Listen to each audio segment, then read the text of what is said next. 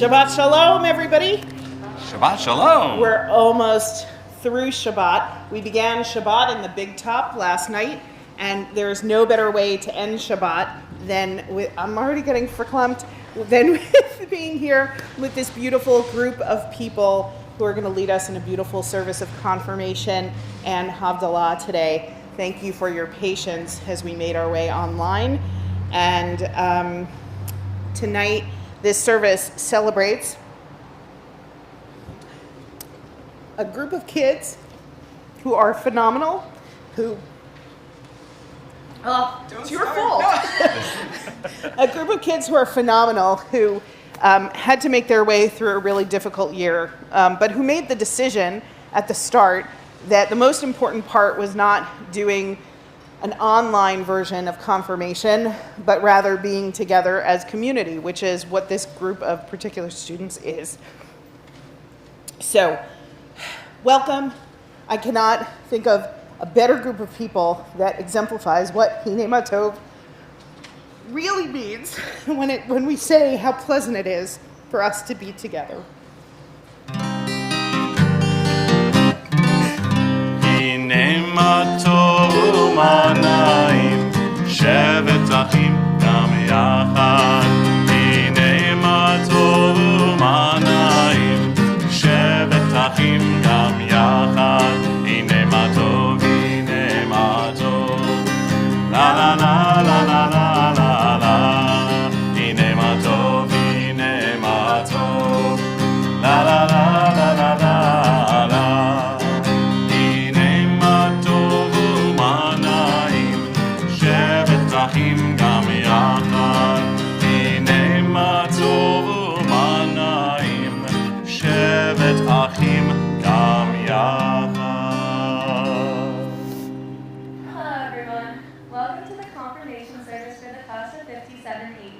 We are so excited to have you all here, even if it is a year late and not what any of us would have expected when asked about confirmation 2 years ago. Our class has been able to grow and adapt to all the curveballs thrown our way, but we are proud and excited to be here today finally being able to put on our service. We have been meeting as a class since last September, learning about the 10 Commandments, writing out the service, and we attended the Religious Action Center's virtual and in-person programs. Despite the challenges, we became close and are so happy to celebrate together with you all.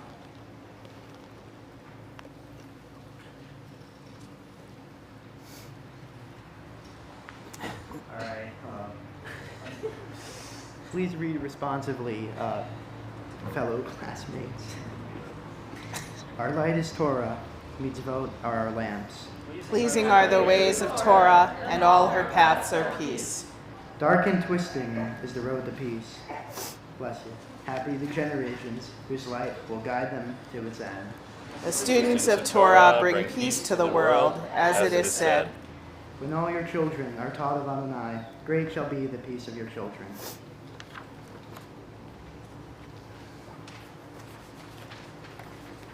We read the 10 Commandments on Shavuot because they are part of our Jewish tradition and law. It is amazing to see the wisdom in these laws and how these ancient rules still apply to us today. They are the basis for how we should live our lives. The world would not be such a great place if we ran around stealing each other's things or breaking into houses. These commandments help us teach us right from wrong. When we hear them today, it is as though we are hearing the 10 Commandments just as we did 2,000 years ago at Mount Sinai.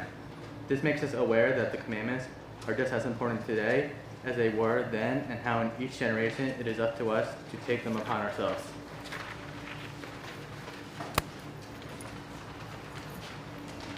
Ki mitzion tetzeh Torah, Ki mitzion tetzeh Torah, U'devar Adonai mirushalayim, Baruch shenatan Torah, Torah, Baruch shenatan Torah, Torah, le'amo Yisrael b'kedushato.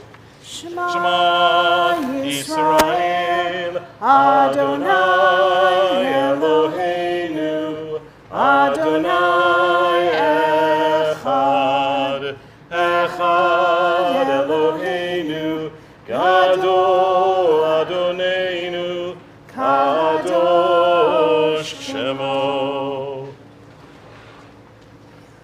Baruch et Adonai Hamorach. Baruch Adonai Hamorach le'olam va'ed. Baruch atah Adonai Eloheinu melech ha'olam, asher bachar banu mikol ha'amim, v'natan lanu et torato. Baruch atah Adonai noten ha'torah. Shavuot Tov.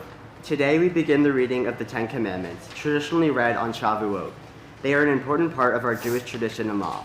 In fact, if we look up at our TVs, lots of current shows and movies always have profound underlying themes that draw from the teachings of the Ten Commandments. If we look closely, we can see really strong reflections of Jewish values and morals, even in our favorite movies and TV shows. As we read them today, we share a Devar Torah explaining our thoughts and reflections of how these 10 teachings can be found and explored through modern media.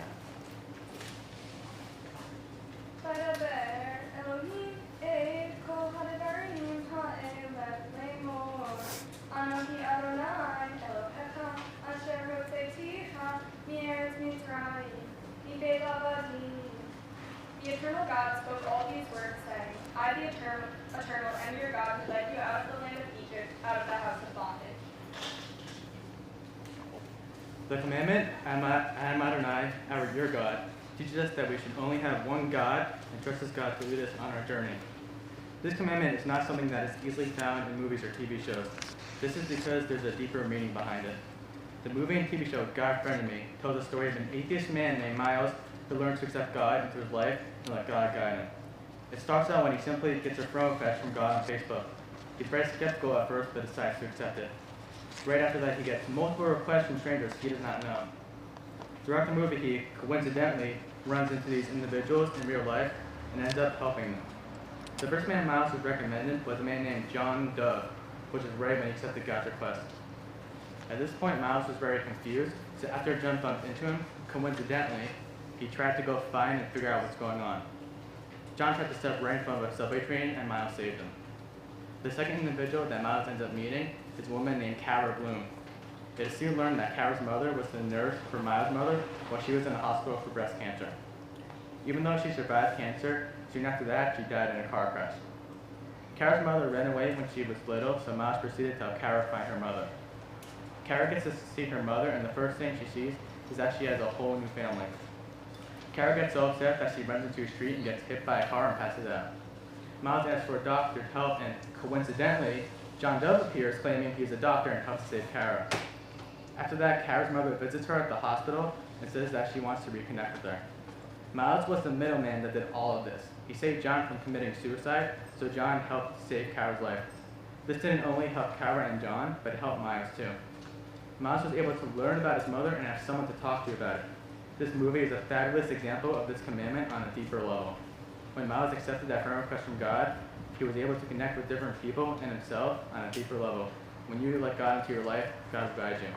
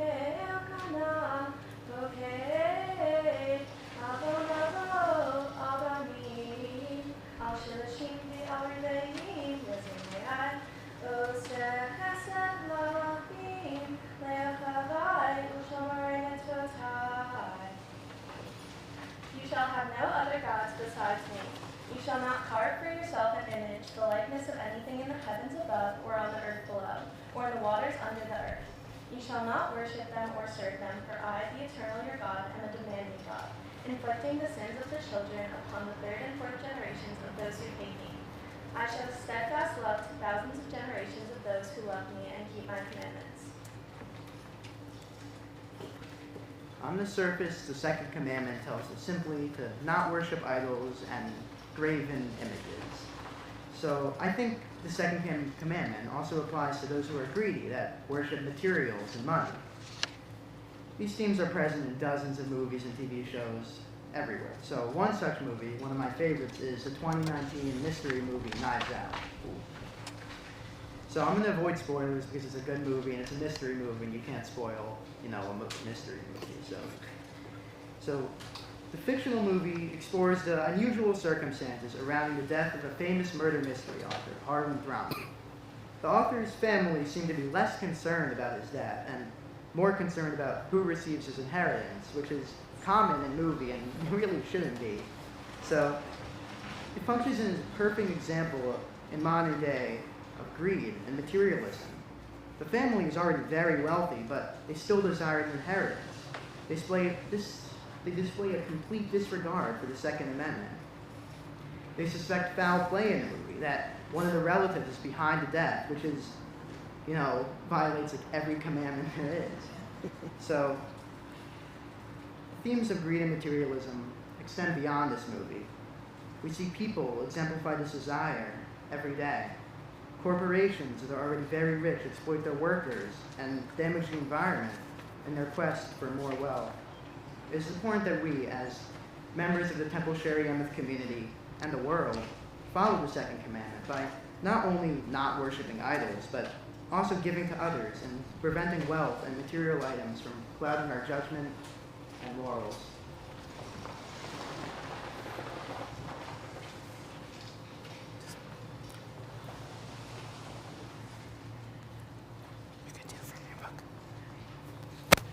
Lo tisa et shem Adonai Elohecha lashav ki lo yinakeh Adonai asher yisa et shemo lashav.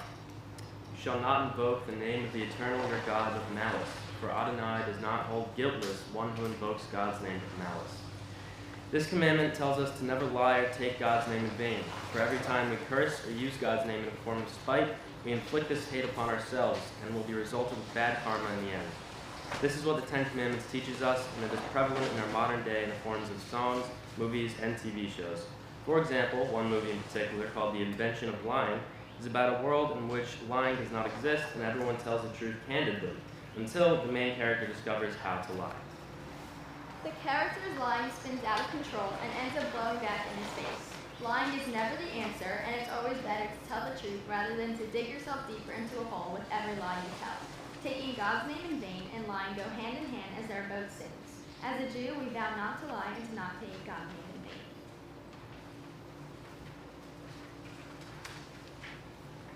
Zachor et Yom HaShabbat Lekadisho Sheshet Yamim Ta'avod Ve'asita Kol Melachatecha Ve'yom HaShvi'i Shabbat La Adonai Elohecha Lo Ta'aseh Kol Melacha Ata Uvinecha Uvitecha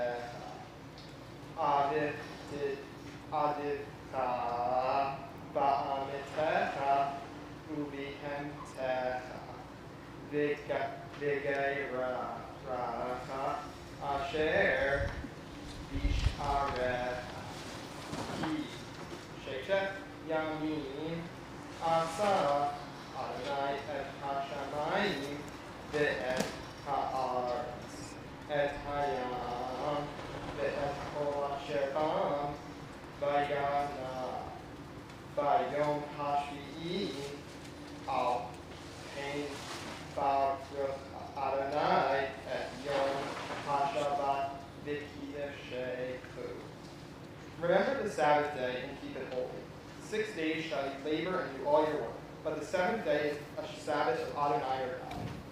You shall do no work, you, your son or daughter, your servants, your domestic animals, or the stranger in your community.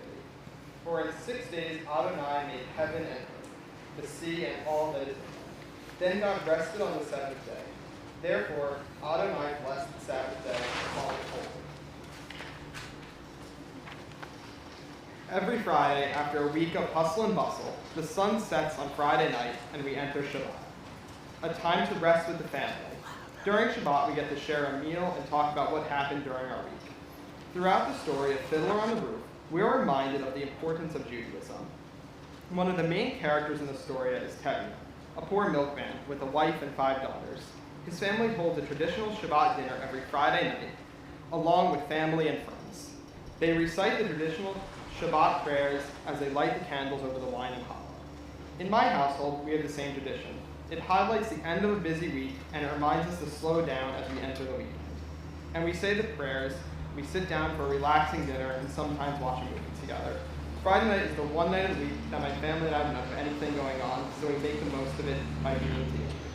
Fiddle on the Roof teaches the important lesson that Judaism is an important part of us, and it allows us to have Shabbat every weekend and spend valuable time with our family.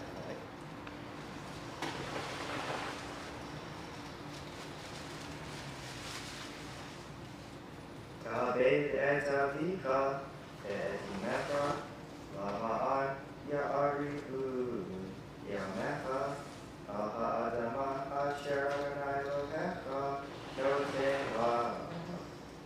Honor your father and mother, so that you may long endure in the land that Adonai your God gives you.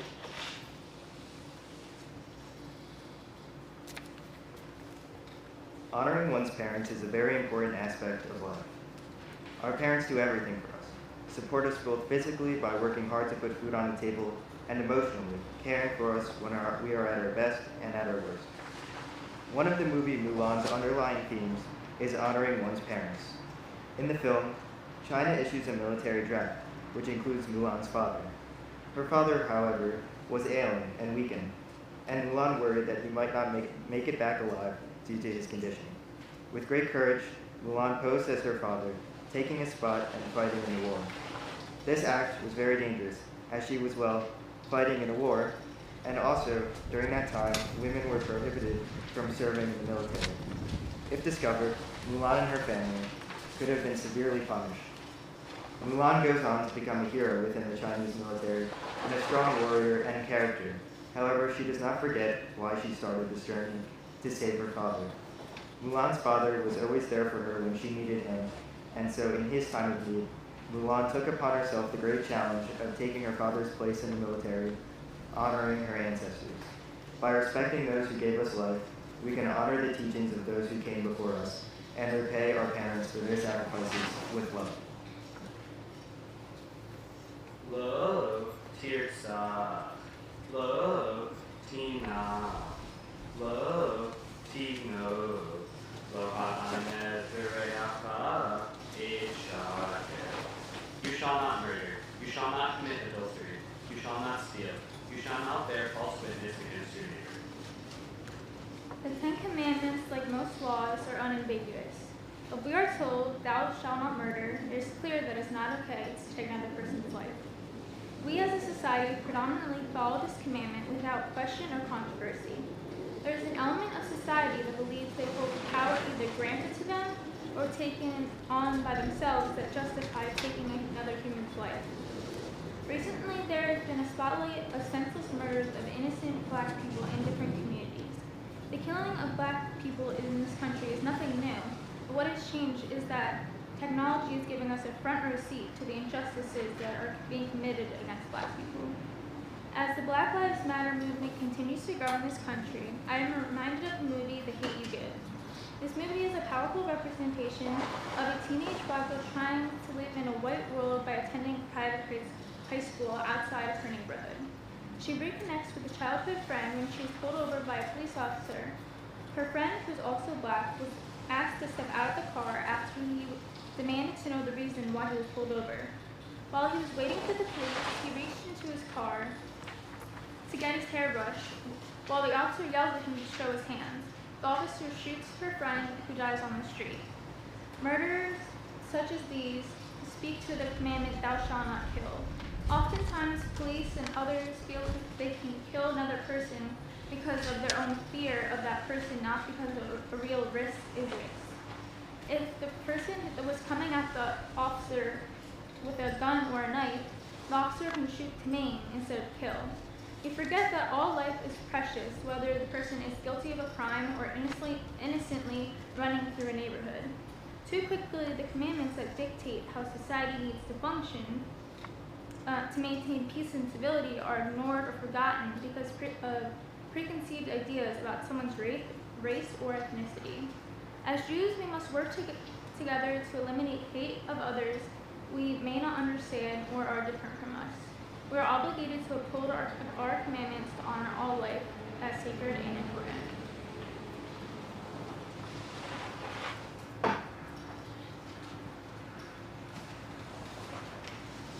Thou shalt not commit adultery. With this commandment, God reinforces the importance of loyalty by proclaiming it as sin to cheat on a significant other. Such an act of betrayal is oftentimes glorified in the media. One example can be seen in the TV show The Office, a mock documentary about a Pennsylvania paper company. Two characters, Angela and Dwight, have an affair despite Angela being married to another man. In this show, this is portrayed as an act of love. However, the Ten Commandments tell us it is a sin. The sinful nature of adultery can be seen in the ramifications of the affair on other characters who are hurt and betrayed by the act of cheating. Thus, while the TV shows tend to normalize adultery, the negative effects of adultery can be seen in how it affects other characters, including the ones being cheated on, displaying the importance of preserving trust as seen through the seventh commandment.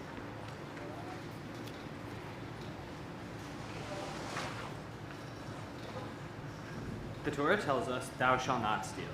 Children are taught from an early age that stealing is not right and it is much better to share things amongst everyone. Although it may be easier to steal than to achieve on your own, there will always be consequences in the end. In Disney's Aladdin, the main character begins as a thief. Although at first things go well for him, his crimes eventually catch up. After stealing a very powerful lamp, he tries to win over the princess of his kingdom. Initially, his plan works, but eventually his thievery is discovered and he is almost killed. In the end, he discards his life of theft and wins over the princess all on his own. The themes of thievery are also seen within Disney's Pixar's animated film Coco, which focuses on how every action has its consequences, either good or bad. In the beginning of the movie, the main character Miguel is forbidden to play music because it caused families problems in the past. Miguel's desire to play compelled him to steal a guitar from the monument of a famous musician, Ernesto de la Cruz. Miguel stealing from someone who has passed on the special holiday Dia de los Muertos, a Mexican tradition for honoring the dead, caused him to be sent to the land of the dead, where only the blessing of his family can send him back to the land of the living. He had seen a family picture of his great-grandmother and grandfather with this iconic guitar, making him think that Ernesto de la Cruz is his great-grandfather. His other relatives would not give him their blessing because Miguel wanted to play music, so Miguel goes on a quest to find Ernesto de la Cruz. Miguel soon finds out that Hector, a guy he had found on his quest, was actually his great-grandfather, and that Ernesto de la Cruz had stolen Hector's guitar, songs, and that he murdered him.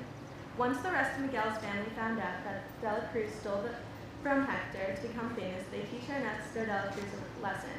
The way in which Ernesto de la Cruz, Miguel, and Aladdin suffer from the consequences after stealing shows that will never be beneficial.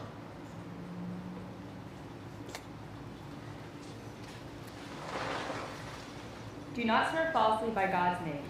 This statement reinforces the importance of truth and truthfulness in the name of God. Truth is not a word that can be used lightly. The truth matters because it reflects what is actually happening. The truth impacts everyone's life because it will determine our actions and lifestyle.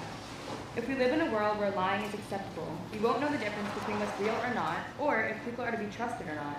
A prime example of this is the movie Erin Brockovich, directed by Steven Soderbergh. This movie regales the true story in California of a powerful woman who struggles with life as a single mom with 3 kids and suddenly gets into a car accident. Following this, she meets with Ed Masry, her attorney and future boss. She gets a job working at his law firm, and she becomes intrigued with one of the cases. While investigating, she stumbles upon the discovery of different families in the same area getting sick because of the water. A substance, hexavalent chromium, was found in the water and determined to be dangerous and poisonous to humans. The water company, PG&E, Pacific Gas and Electric, paid for the medical bills of the people who got sick from the water, and they lied about the chromium. Not only were they untruthful about having known about this contamination, but they continued to lie about it until they were brought into court and to the end. The lack of truthfulness was fatal to all of the families who were affected. When a major corporation like PG&E lies and has to be dragged into court to be confronted, it conveys how people can be misled into thinking that it's acceptable to lie. As the Ninth Commandment states, lying is not acceptable. As you can see from this example, there are many consequences from not following this commandment. If people took this one statement into consideration, the world would be a better place. Lo tachmod, betrayeta, lo tachmod, eshetrayeta, ve'abdo ve'amato, ve'shoro ve'hamoro, ve'chol, asher l'rayeta. You shall not covet your neighbor's house. You shall not covet your neighbor's wife, nor her servants, nor his cattle, nor anything that is your neighbor's.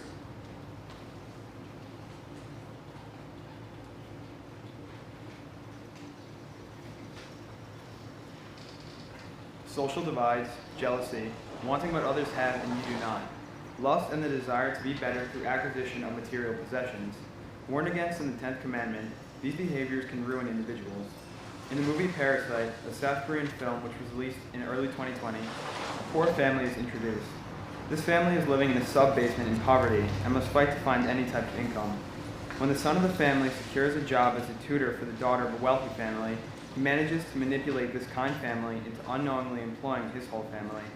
When the poor family gets a taste of their wealth, they are driven to take over the lives of the rich family. By the end of the movie, after a rather strange sequence of events, both the poor and rich families end in ruin. One's daughter has been killed, and the other's father has been killed. As seen, this quest for wealth and greed did not end well for anyone. Once this poor family had been employed, they could have been satisfied with the immense fortune that they had received, yet were not content, rather driven to madness with greed. As the wisdom of the 10th commandment heeds, greed and jealousy lead to lust, which can lead to murder as well, another act which is prohibited by the commandments. Instead, everyone must learn to be satisfied with their own standings, whether it be financial or social, and to not compare themselves with those who may be more fortunate.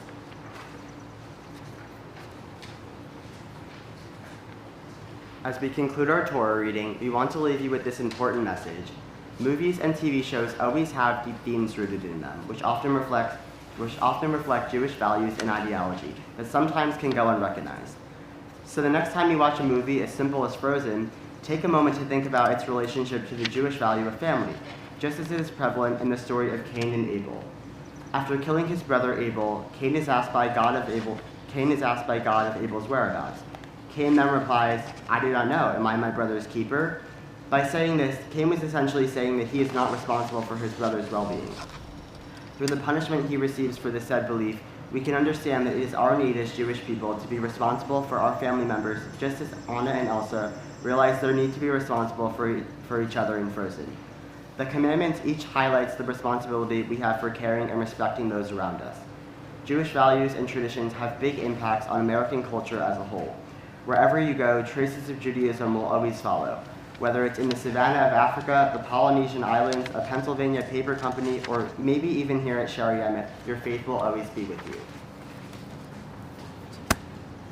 Baruch atah Adonai Eloheinu melech haolam asher natan Torah emet v'chayei olam natan b'tocheinu Baruch atah Adonai Yotein HaTorah.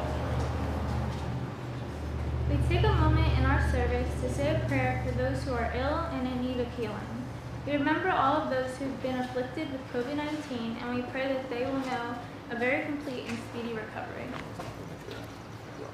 We hold in our hearts all the medical professionals in the hospitals and the ambulances, in the offices, and in all the places where healing happens, and we pray that they remain strong and healthy to be able to do their holy work.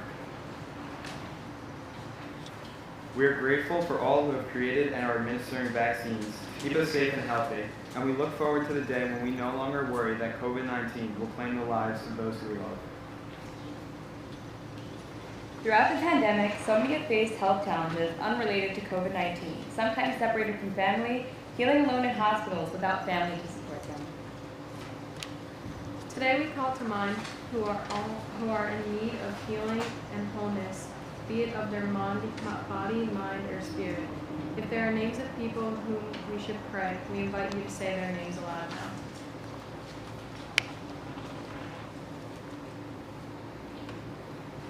May the one who makes healing possible bring a full and speedy recovery to those who are ill. May their doctors and nurses be guided in good health, strength, and wisdom, and may those who care for them find the strength to support them in their time of need. Join together in song and prayer, hoping that all who are in need of healing will find a full and speedy recovery.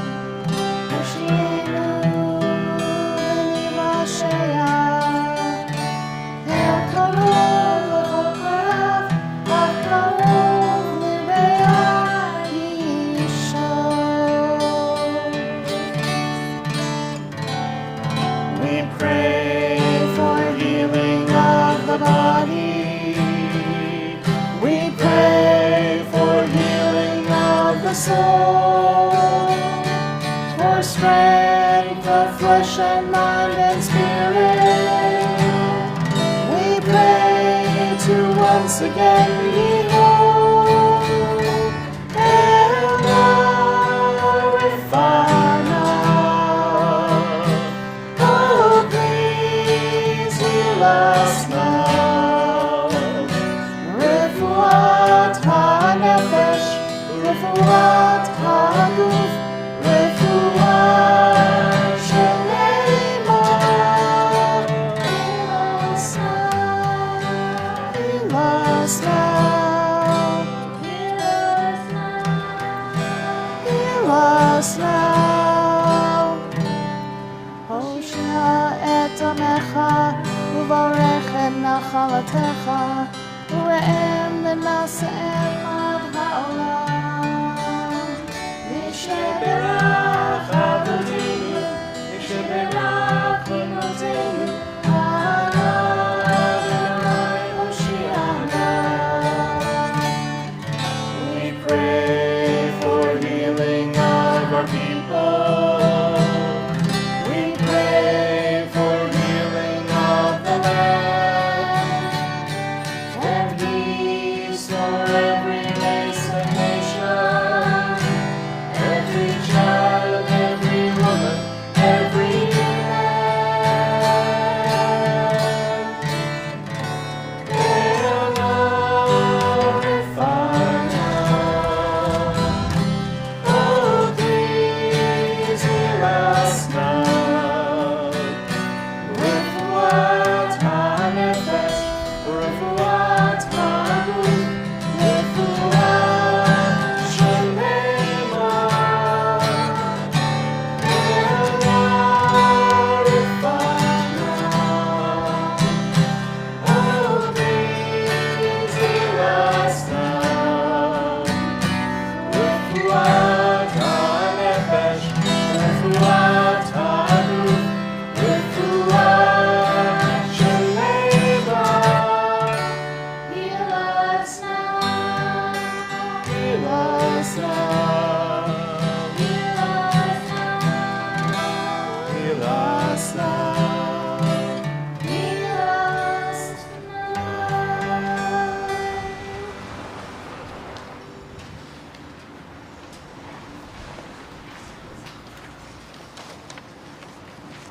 The story of Ruth from Moab is one of the most beautiful in all our literature. It describes the friendship, the love, and the devotion of two women, Ruth and Naomi.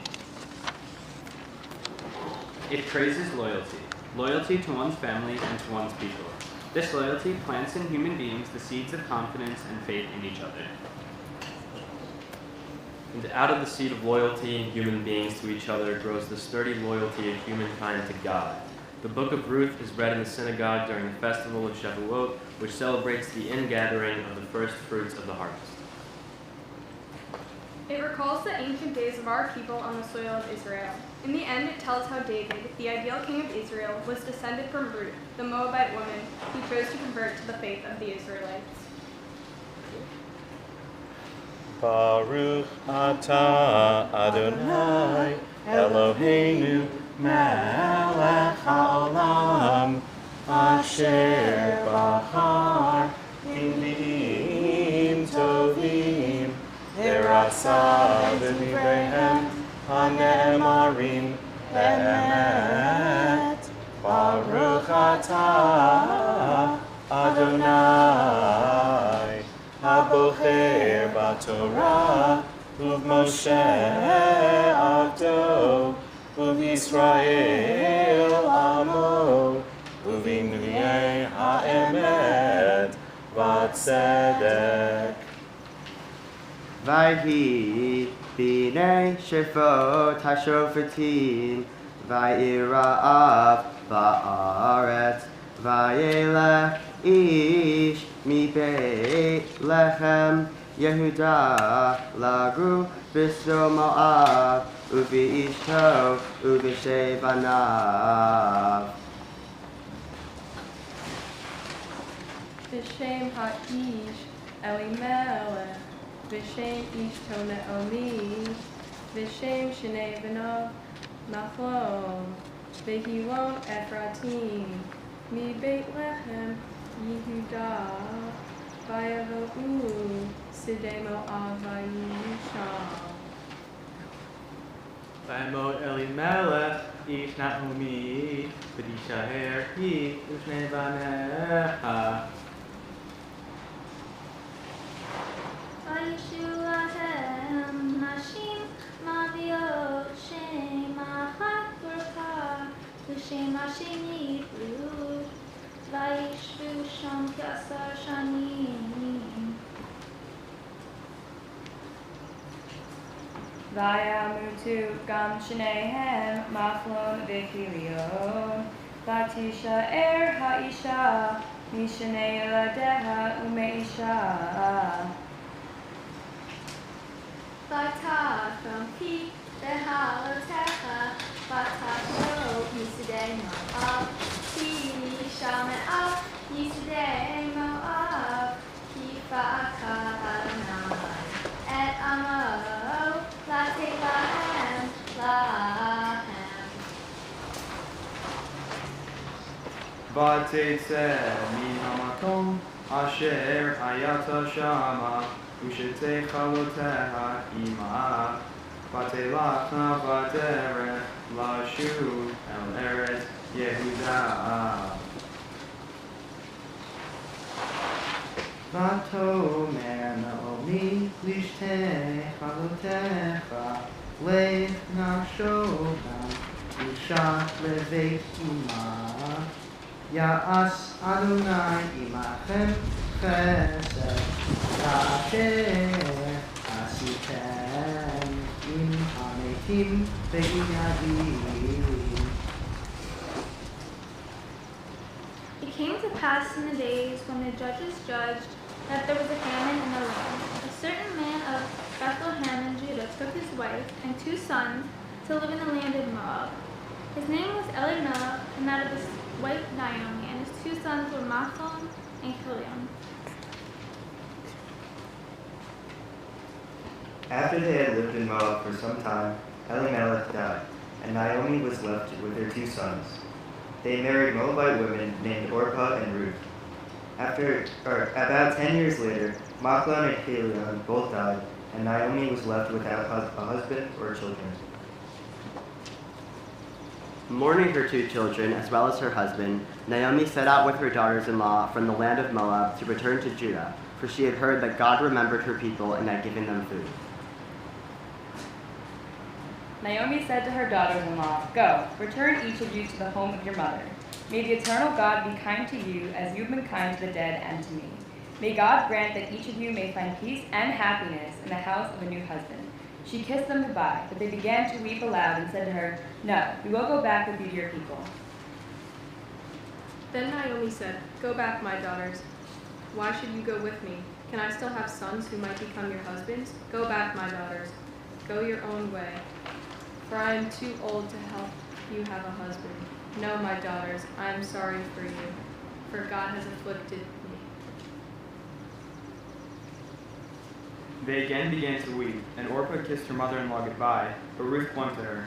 Naomi said, "See, your sister-in-law is going back to her own people and to her own gods. Go along with her." But Ruth answered, Entreat me not to leave you and to return from following after you. For where you go, I will go, and where you lodge, I will lodge. Your people shall be my people, and your God my God. Where you die, I will die, and there I will be buried. The eternal God do so to me, if anything, but death parts you and me. So Ruth and Naomi returned to Judah, where Naomi's kinsman Boaz married Ruth. In time, God gave them a son. The woman of the town said to Naomi, "Blessed be God who has not left you at this time without a near relative, and may his name be famous in Israel." Naomi took the child in her arms and she became its nurse. The women in the neighborhood said Naomi had a grandson. They named him Obed. He became the father of Jesse, who was the father of David, because the great King David was descended from Ruth and Boaz. The story of his ancestry is read at this festival time.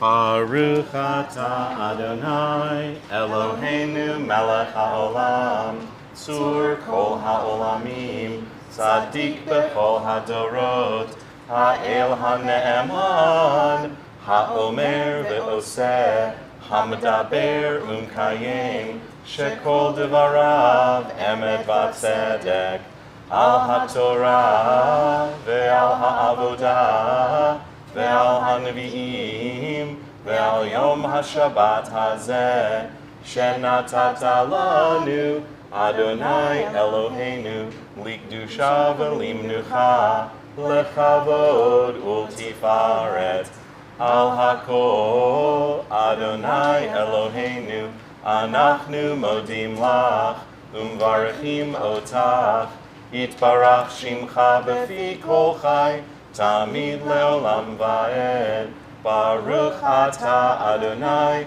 Mekadesh HaShabbat. Each of us has a name given by the source of life, and given by our parents. Each of us has a name given by our stature and our smile, and given by what we wear. Each of us has a name given by the mountains, and given by our walls. Each of us has a name given by the stars, and given by our neighbor.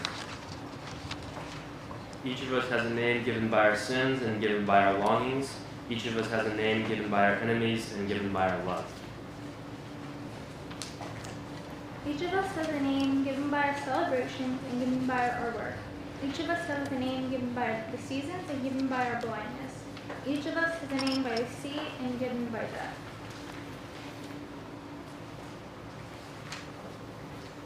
Tonight we remember those who we love, who are not here physically with us, but are certainly here in memory and in love.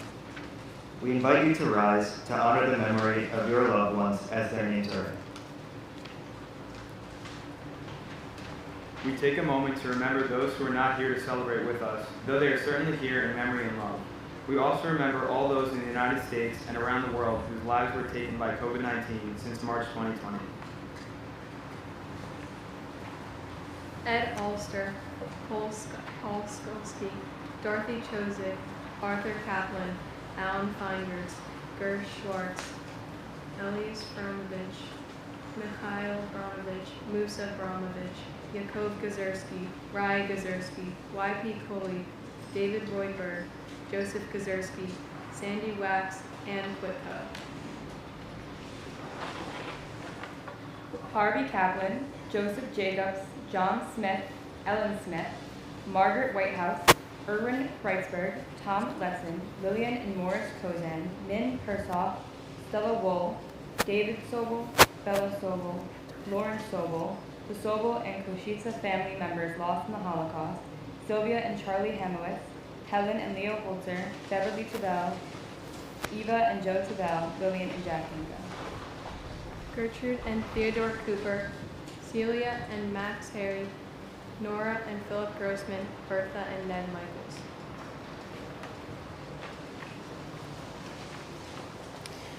Zichronam Levracha, may those who have touched our lives continue to bless us through the beauty of their memory.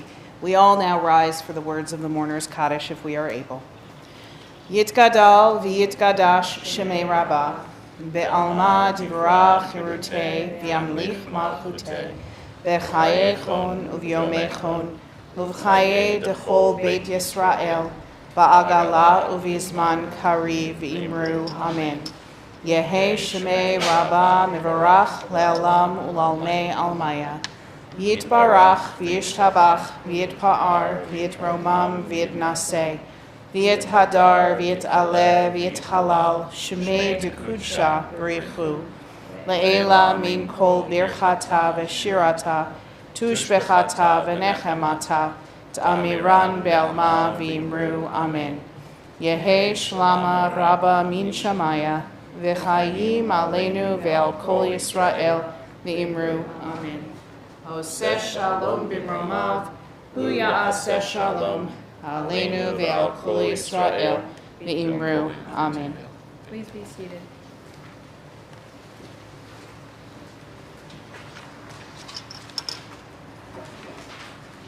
Havdalah is a ritual that helps us to mark the ending of Shabbat and the beginning of a new week. We use wine, spices, and a multi-wicked candle to make that ending sweeter. Today we mark the end of our confirmation year, recognizing that we have reached the next milestone in our formal Jewish education. Though it was not what we expected, we made it, and we continue on our path as Jews, knowing that we will always keep learning as Jews. We will be able to continue our studies here at Temple Shari Emeth in the 12th grade program. We will be able to take Jewish studies in college and visit Israel on birthright. Synagogues and Jewish communities will always offer us opportunities to study Torah and expand our Jewish knowledge. Today we mark the accomplishment of confirmation as the next door to Jewish learning opens for us. It is a sweet moment filled with pride and joy as well as anticipation for what lies ahead. And so we join together in Havdalah, bringing sweetness to this very moment. Please join with us in singing.